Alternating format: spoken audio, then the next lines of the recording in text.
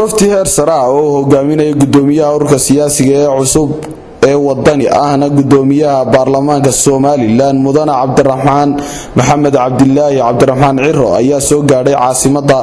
gobolka awdal ee borama halkaasi oo ay ku soo dhaweeyeen dadweyne badan oo isugu jira bulshada qaybaheega kala duwan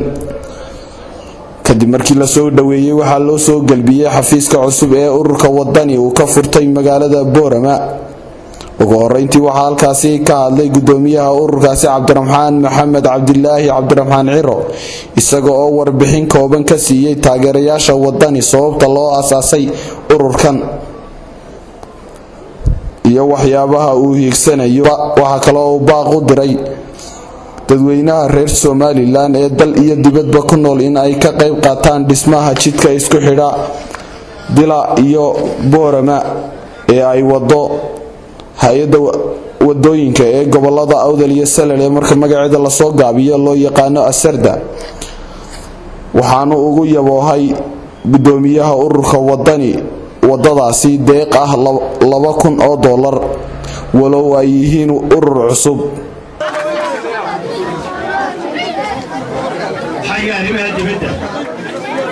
siyaasadeedka wadani waxa uu mudaan siiyay deris wanaagga dawladaha aynu jaarka nahay iyo ka wada shaqaynta arrimaha dhaqaalaha iyo amniga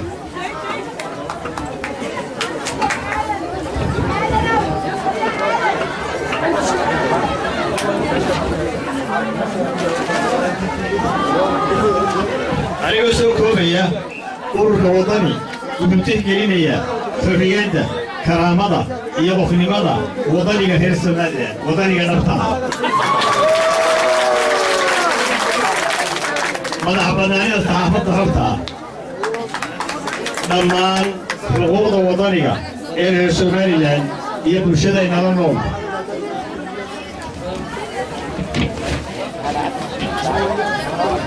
waxaa ku soo guuraanaya ururka wadani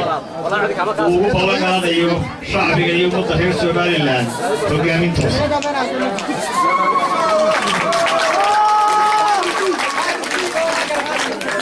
oo ay dhalinyarada hoggaan ka tahay weliba iyo dumarku ugu dambayntii waxaanu ummadda u ballan qaadaynaa siyaasad mudakara iyo xuquuq loo sameeyahay ururka wadani waa urur reer Soomaaliland oo aan hargeysada laga lahayn boorama laga lahayn ama dilaha joogo ama saaxiha joogo oo kale uu ogol yahay inuu furto tobankii sanadoodba hal mar dadka ku jira golayaasha qaranka oo muwaadiniintu ka mid yihiin soo maaha sidaa daraaddeed ayaa muwaadiniin badan oo ay ka mid yihiin golaha wakiilada Soomaaliland iyo dadka oo ku jira golayaasha deegaanka iyo dhammaan qaybaha kala duwan ee bulshada reer Soomaaliland waxay abuureen iyagoo xuquuqda la siiyay muwaadinka ka faa'iideysanaya ururka wadani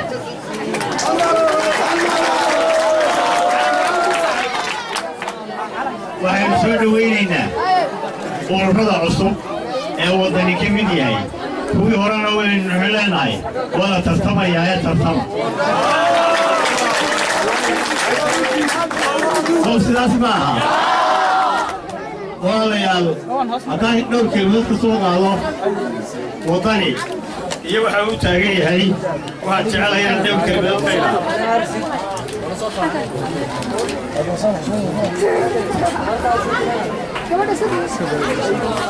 إنسان المتقلين وحيابه تاجيه ururka wadani waxaan jecelahay halka waxaan ku soo marnay wado shacbigu samaysanayo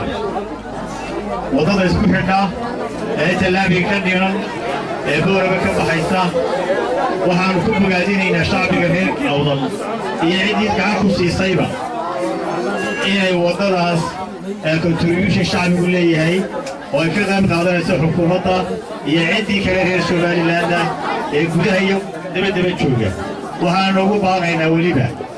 inaan wadadii aan dhammaystiray shaqo wanaagsan baa laga hayay marka waxaan ugu baaqaynaa shacbiga reer Soomaaliland ee muwaadiniinta reer Soomaaliland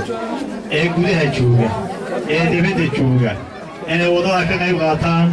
oo ay soo dhammaystiraan insha Allah taala ururka wadani oo urur cusub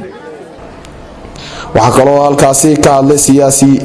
Axmed Muumin Said oo kamid ahaan jiray ururka ucid laakiin imika kamid ah ururka wadani